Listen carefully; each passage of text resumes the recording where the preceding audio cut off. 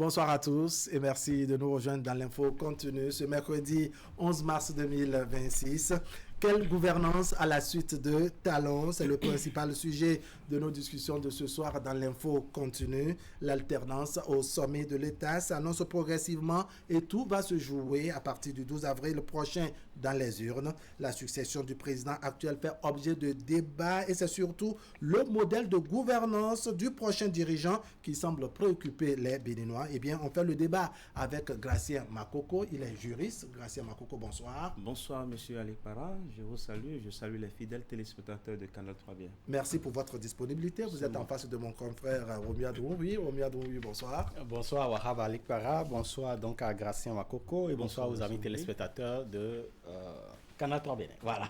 Alors, on a oublié un peu cette affaire de troisième mandat dont on soupçonnait le président Patrice Talon. Aujourd'hui, tout le monde est focus sur l'élection du président, en tout cas en 2026, pour ne pas dire en avril prochain. Ça vous dit quoi concrètement? Non, il faut dire que le Bénin, à travers le président Boni-Yayi, est en train de montrer quand même le bel exemple de berceau de démocratie qu'il est. À travers le président Patrice Talon, et ce que ses prédécesseurs aussi ont fait. Il y a le président Kérékou de l'aide au renouveau démocratique, le président Soglo et le président Boni-Yayi également. À chaque fois, la volonté de s'accrocher au pouvoir politique n'a jamais été le souci de tous ces présidents que nous avons connus juste là, tout au moins à l'aide du renouveau démocratique. Donc le président Patrice Talon a démontré une fois encore que nous sommes dans un État où les présidents de la République sont respectueux de ce verrou constitutionnel qui leur impose de faire au maximum 2 mandats à la tête de l'État.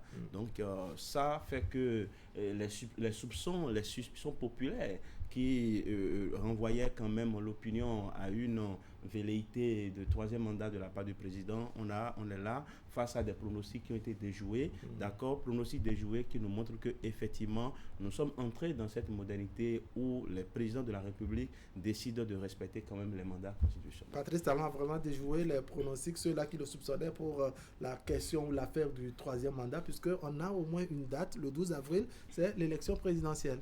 Tout à fait. Il a reçu non seulement donc cette pression même de son camp. Vous vous souvenez, il y avait des personnes qui avaient des requérants qui avaient quand même déposé des requêtes, des recours devant la Cour constitutionnelle pour pouvoir peut-être susciter cette interprétation de la loi pour pouvoir permettre à Patrice Talon de revenir donc une 3e fois. Alors que lui-même il rejetait, je dirais, effectivement, cette offre. Voilà, il a dit à plusieurs reprises devant donc soit des concitoyens, mais également devant des personnalités de ce pays. Vous voyez, donc je trouve que le président Patrice Talon a décidé de pouvoir emboîter le pas quand même à ses prédécesseurs. N'oubliez pas que quel que soit le président que nous avons au Bénin, il a apporté ne serait-ce une plus-value justement à l'avancement de ce pays. Quand vous prenez, vous vous souvenez de Kékéréké, tout le monde le disait parce qu'on estimait que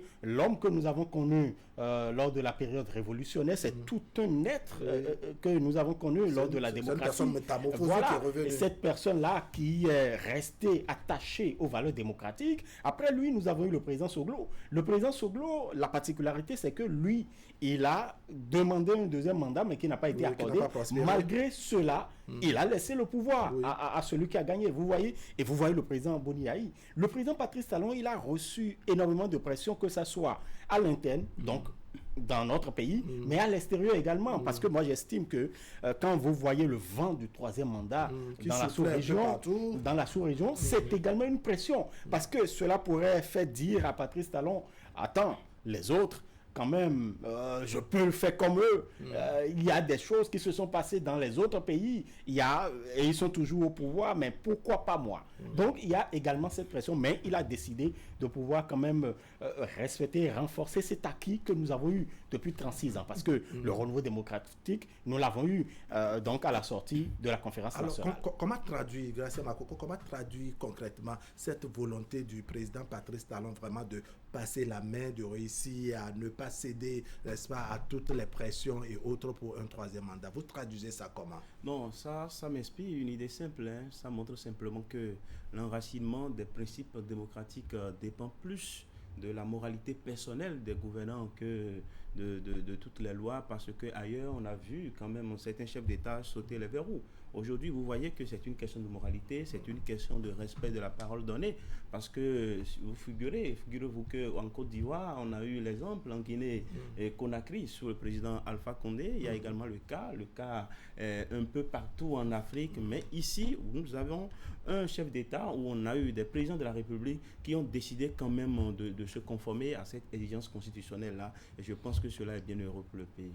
D'accord. Alors, vous voyez les choses comment, Patrice Talon, qui vraiment passe la main? Est-ce que ça a un effet sur la santé de notre démocratie, vous pensez? C'est vrai que ça reste tout de même, hein, il ne faut pas tout de suite demander à Patrice Talon de céder. Oui.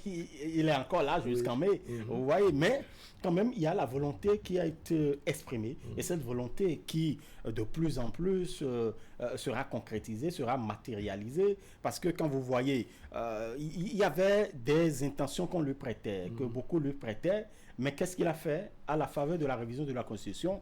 Il a corsé en disant nul ne sera donc président de la République plus de deux fois dans sa vie. Oui. Vous voyez, malgré ce renforcement-là, les gens lui prêtaient encore, exactement, les gens lui prêtaient encore donc des intentions. Et puis, voilà, nous avons vu que les partis politiques ont désigné son successeur, et par la suite, attendez, l'une des choses qui vient encore montrer toute la volonté exprimée par le chef de l'État, c'est que dans l'équipe de Ouaddaï, vous voyez le comité stratégique, vous voyez Patrice Talon y figure. Oui. Est-ce que quand vous voyez une telle architecture et vous voyez Patrice Talon qui se retrouve dans cette architecture, est-ce que vous pouvez penser qu'il ne veut pas partir? Et donc, il y a toutes les preuves qu'il a montré que je m'en vais, et je crois que c'est un homme de parole. Il joint tout simplement donc la parole, ou du moins l'acte à la parole, on va le dire ainsi en attendant. Alors, doit-on percevoir, cette alternance, ce changement au sommet de l'État comme un changement de cap à proprement parler, le remplacement, pour ne pas dire la succession de Patrice Talon, est-ce un changement de cap? Bon, s'il était permis, on allait oser dire, comme l'a dit l'autre, qu'après Patrice Talon, ce serait encore Patrice Talon. C'est vrai que ce n'est pas lui qui va continuer par exercer le pouvoir politique à partir de 2026, mais comme l'a dit également l'autre, c'est que l'après nous, c'est nous, que Boni Yayi n'a pas pu réaliser.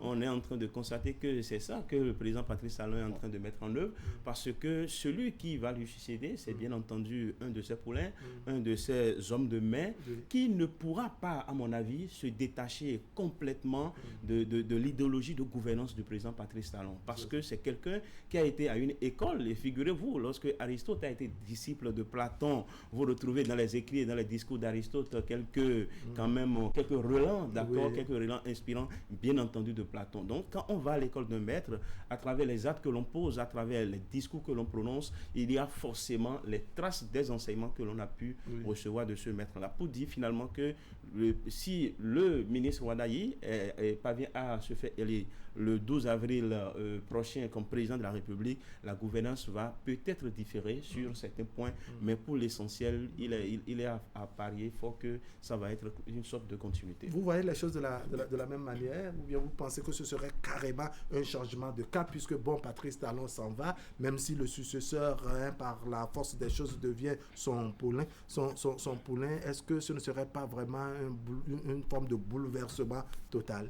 En fait, il y aura peut-être restructuration, il y aura peut-être quelques apports, il y aura la plus-value donc du successeur, parce que même les jumeaux, ils viennent tous du même ventre, mais ils se ressemblent peut-être, mais ils n'ont peut-être pas la même appréhension des choses. Ils n'ont pas la même opinion des choses. Mais il y a quelque chose qui est quand même important à souligner.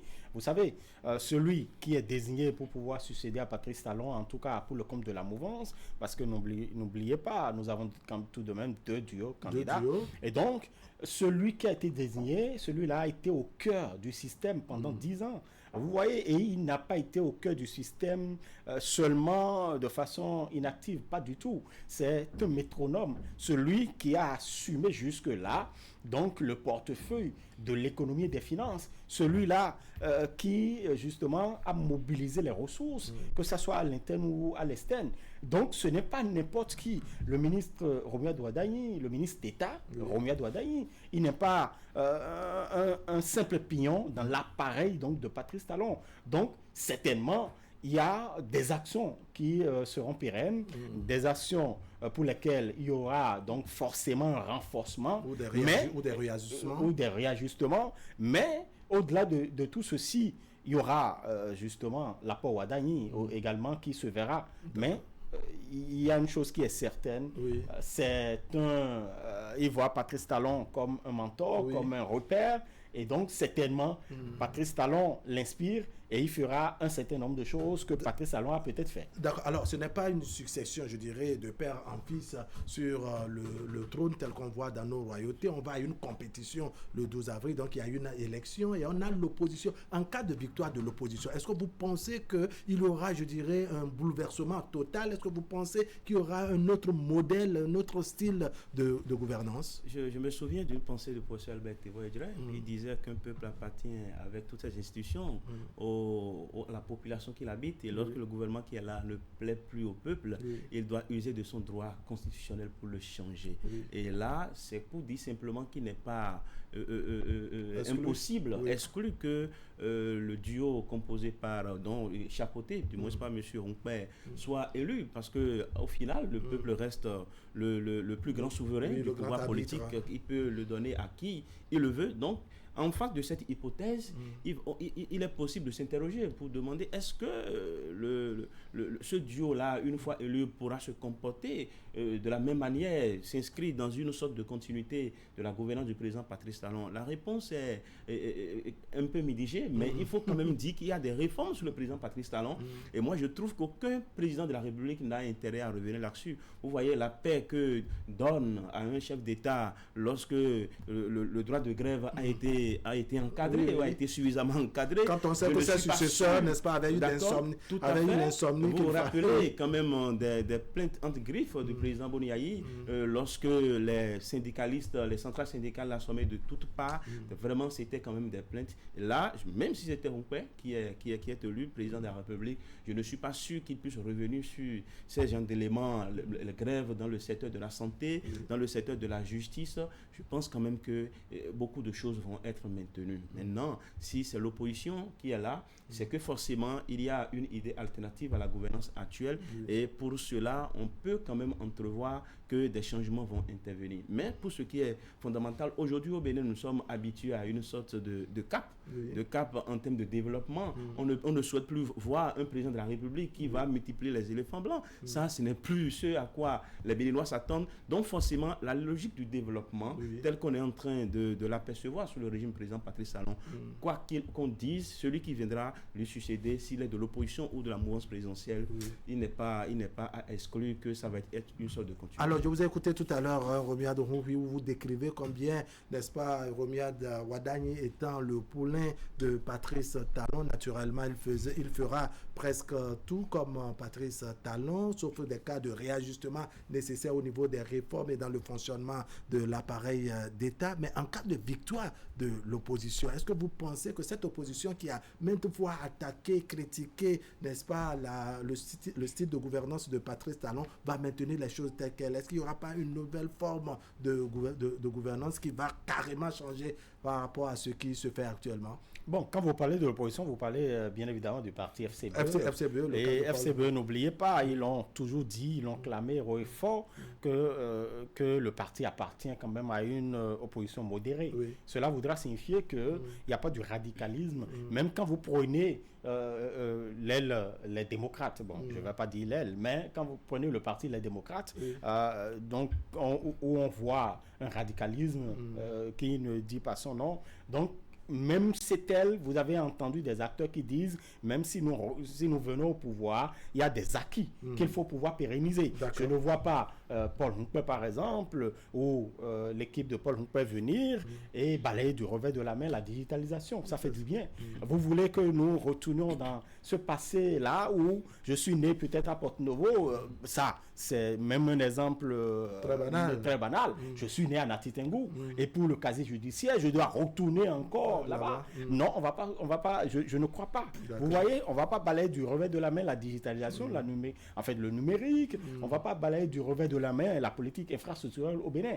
Et je trouve que si vous êtes donc une équipe qui succède à Patrice Talon et vous voulez remettre en cause un certain nombre de choses, c'est là que vous allez voir dans les rues la population béninoise. C'est là que vous allez voir des citoyens pour vous dire non, on va pas donc retourner dans ce passé lointain, honteux et puis tout ce que vous voulez. Vous voyez, mais quand vous écoutez ces derniers temps, Paul Hongpè, qui parle par ailleurs de l'exclusion, qui parle d'un désastre et qui l'a confié même à des observateurs, peut-être s'il arrivait, il pourrait, ce qu'il reproche à la gouvernance de Patrice Talon en termes de liberté, en termes de démocratie, voilà, donc peut-être qu'il va pouvoir apporter donc un certain nombre, puisqu'il parle d'exclusion, donc il n'y aura plus d'exclusion. Alors, il y aura une certaine inclusion, il y aura peut-être un dialogue permanent, un certain nombre de choses. Mais en termes d'acquis que nous avons, je ne crois pas. Et comme l'a dit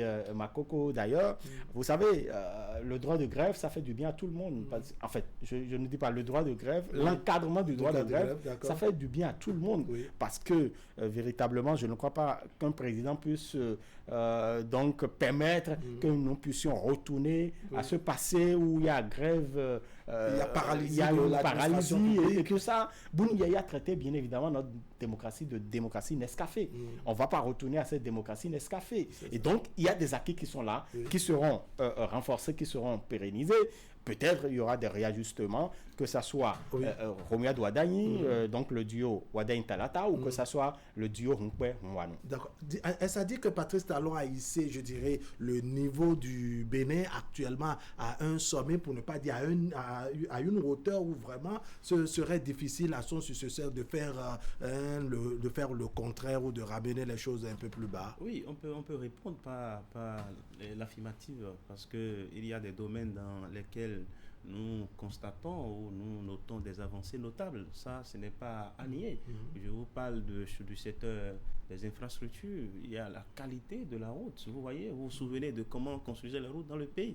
C'est vrai, nous ne sommes pas si âgés, mais dans le passé tout au moins récent du Bénin, on a vu quand même qu'il y a des goudrons qui ont une durée de vie d'un an et demi. Aujourd'hui, la qualité est là, même si par ailleurs, certains s'en prennent en réalité au coût, reprochent des choses par rapport au coût, etc.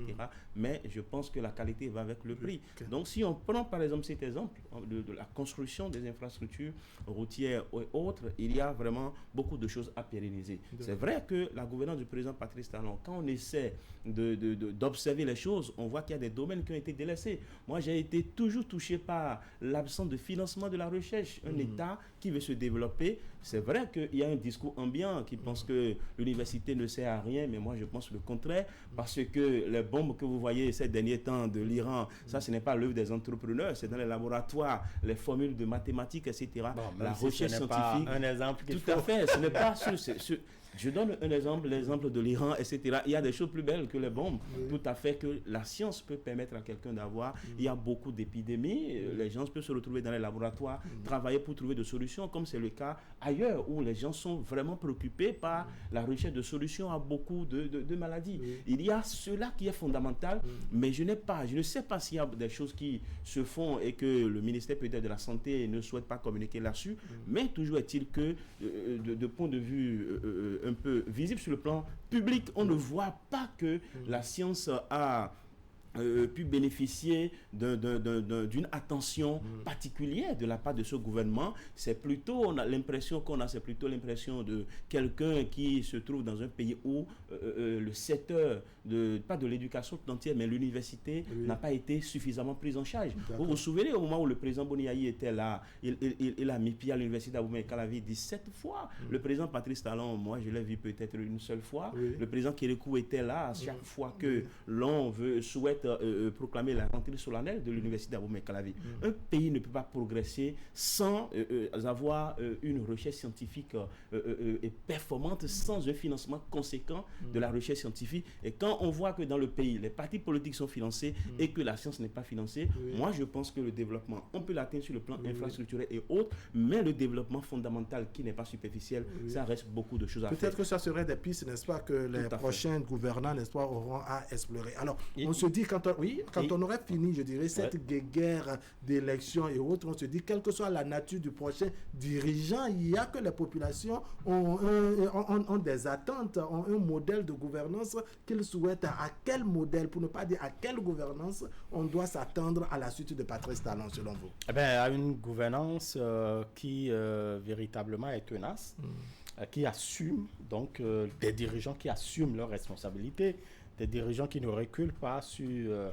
un certain nombre. Vous avez un projet, peut-être vous voulez l'exécuter, parce que les gens crient, vous reculez. Mais si le cri est que c'est nécessaire de reculer, on doit reculer. On doit reculer. Est-ce qu'il faut toujours foncer, je dirais, je suis d'accord, les yeux fermés? Non, vous avez été élu par rapport à une offre politique.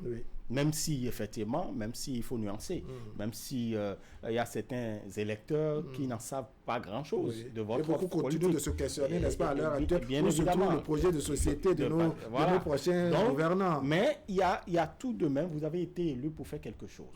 Et donc, en réalité, vous laissez le temps au président de la République, avec son gouvernement, donc de mettre à concrétisation ou à matérialisation ce qu'ils ont promis faire. Vous comprenez? Et donc, il faut assumer sa responsabilité donc, de chef d'État, véritablement. Et cela passe par la ténacité, cela passe par la fermeté. Mais il faut avoir quand même un visage humain dans la gouvernance. D'accord.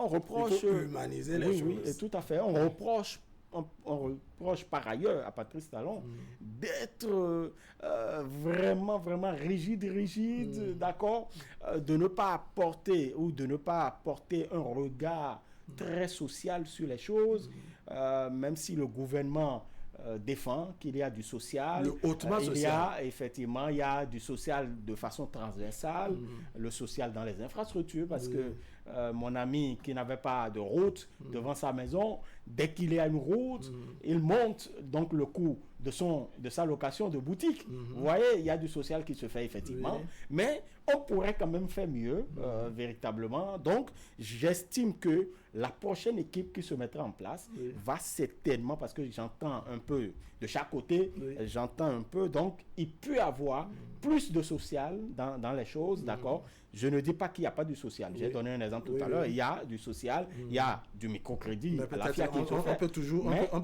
peut mieux faire. Et on peut mieux faire. Et l'autre chose, pourquoi ne pas réunir tous les Béninois, les Béninois de la diaspora, les Béninois qui sont donc en dehors du pays parce que ils ont des difficultés avec la justice béninoise. Donc pourquoi pas, on peut toujours quand même... On peut toujours voir dedans. Effectivement. C'est-à-dire que Javon rentré, qui encore l'y a dit, et bien d'autres, Guénotin, et bien d'autres, et ceux qui sont en prison également. Je crois que nos populations également attendent que les Béninois s'unissent pour le développement de ce pays. Quelle gouvernance à la suite de Patrice Talon, Gracia Makoko? Une gouvernance qui place davantage le peuple au cœur de l'action publique. Et ça ne concerne pas seulement l'exécutif, il y a également le Parlement. Le Parlement a voté des lois à travers lesquelles les populations ne se retrouvent pas. Ça, c'est fondamental. Sous le régime du président Patrice Talon, on l'a constaté. Et on a vu également un président de la République avec son équipe gouvernementale foncer. Ça a été utile par ailleurs. Mais il n'est pas exclu quand même d'inviter celui qui viendra après le président Patrice Talon de gouverner le pays, certes avec une main de fer, mais dans un gant de vélo. Il faut mettre un peu de l'eau, quand même de vélo, pour permettre à ce que par ailleurs la population soit d'une manière ou d'une autre écoutée. Pas ça, il le faut. Il faut quand même une gouvernance qui est un peu regardant sur ce qu'on peut appeler le traitement des maladies dont les coûts sont hors de portée du citoyen lambda. Ça, on a parlé de la situation des dialysés. Je ne sais pas quelle est la formule que le gouvernement est en train de vouloir mettre en place, mais les gens meurent. D'accord. Et la dialyse n'est pas la seule. Il y a beaucoup d'autres choses encore. Donc, mettre l'humain au cœur de la gouvernance. Les problèmes de démocratie, il faut chercher à les traiter davantage. Parce qu'on a vu sous la gouvernance du président Patrice Talon que c'est vrai, il a une vision développementaliste. Vous avez vu ou entendu la définition qu'il a donnée de la démocratie lors de son dernier discours à l'hémicycle. Donc c'est un personnage qui est convaincu d'une logique, d'accord, mais on souhaite quand même que celui qui va lui succéder puisse associer davantage le peuple, d'accord, et à cette gouvernance-là. Ce serait heureux pour nous tous, parce qu'aujourd'hui, on a serré les ceintures pendant 10 ans. Il ne serait pas exclu que celui qui vient après le président Patrice Talon et quand même gouverne sous les auspices de choses là, de plus de social. C'est vrai, quand on dit que le social est transversal, c'est une manière de se défendre. Parce qu'il y a des mesures sociales qu'on peut prendre à part entière. Quand vous prenez les États-Unis d'Amérique, c'est un pays de riches. Il y a également des pauvres, Obamacare, pour permettre aux populations vulnérables sur le plan financier quand même de se retrouver. Ce qu'on peut dire est que nous ne pouvons pas peindre en noir cette gouvernance du président Patrice Talon. Au contraire, nous la félicitons et on l'a dit sur beaucoup de plans. Mais l'œuvre humaine n'étant jamais parfaite, il y a des ratés et on souhaite quand même que celui qui viendra après lui, qu'il soit sorti de l'opposition politique à sa gouvernance ou de la mouvance qui est en train de le soutenir, il faudrait quand même que les choses puissent davantage être améliorées. Est-ce que vous pensez qu'à des moments donnés, nos gouvernants sont incompris, qu'ils ne sont pas totalement compris dans leur manière de gouverner, que bon, ça crée des clashs par Boba? Oui, c'est normal, parce que même entre frères et sœurs, parfois vous avez, c'est-à-dire que vous êtes convaincus de votre affaire. Mais les gens autour de vous ne voient pas ce que vous voyez. Patrice Talon voit le Bénin, parce qu'il a dit plusieurs fois, il voit le Bénin très attrayant, très attractif. C'est vrai, il l'a amené à un niveau, mais il y a beaucoup, déjà, même autour de lui, qui ne savent, qui ne le comprennent pas, qui ne savent pas où il va véritablement. Et donc, c'est possible, effectivement, que les concitoyens, ou que nous, donc habitants du Bénin, que nous ne comprenons pas le président Patrice Talon. Peut-être après son départ, on comprendra un certain nombre de choses. Vous voyez, dans le feu de l'action, on se dit non, il est trop rigide, il est trop tenace, il est trop... Alors que peut-être que c'était pour notre bien. Alors, ce serait votre mot de conclusion sur ma dernière question. Est-ce qu'il y a un travail à faire pour que le gouvernant futur, qu'il soit de l'opposition ou de la mouvance, n'est-ce pas, se fasse davantage comprendre par le peuple? On se dit qu'à chaque gouvernance, il y a quelque chose qui ne va pas et que c'est après le départ du dirigeant qu'on vient dire « Ah non, c'est le meilleur, on souhaite même son retour. » Non, je pense que la solution, c'est de procéder à l'éducation du peuple. Parce que le peuple ne comprend pas. Il y a beaucoup de choses que le peuple ne comprend pas. Il faut apprendre au peuple aussi à patienter ou à se patienter. Ça, c'est une réalité. C'est une réalité qu'il faut dire. Le président Patrice Talon, moi, je souhaite quand même qu'au fin de son mandat, qu'il ne fasse du moins pas que la passation de service en termes de cacher le sceau de l'État. Et là, il a un génie. Je souhaite qu'il le transmette. C'est vrai que les génies ne sont pas transférables, mais il ne faudrait quand même pas qu'il laisse celui qui va lui succéder, parce que c'est quelqu'un qui est quand même oui, les sanctions, bon, vraiment ça on le souhaite vivement, parce que tout ce que nous voyons aujourd'hui, au-delà de la beauté des villes, de tout ce qui a été fait, on n'a pas évoqué le secteur de la justice. Il y a beaucoup de choses qui ont été faites sous le président Patrice Talon, mais lorsqu'on voit simplement que au soir de ces deux quinquennats, il ne fait que passer la main, de remettre les cachets de l'État, etc. Je pense que ça va être de véritables gâchis. Il faudrait quand même qu'il soit, je ne vais pas dire le conseiller, mais quelqu'un qui est vraiment écouté, parce que je suis sûr qu'il n'a pas encore épuisé tout ce qu'il a comme pays. Et ça, Gracia Makoko, merci beaucoup. Merci également. Mesdames et messieurs, ce sera tout pour aujourd'hui. Merci de nous avoir suivis. L'information continue sur Canal 3 Bénin. Vous avez la rediffusion tout à l'heure à 23h et demain autour de 10h30. Allez, portez-vous bien.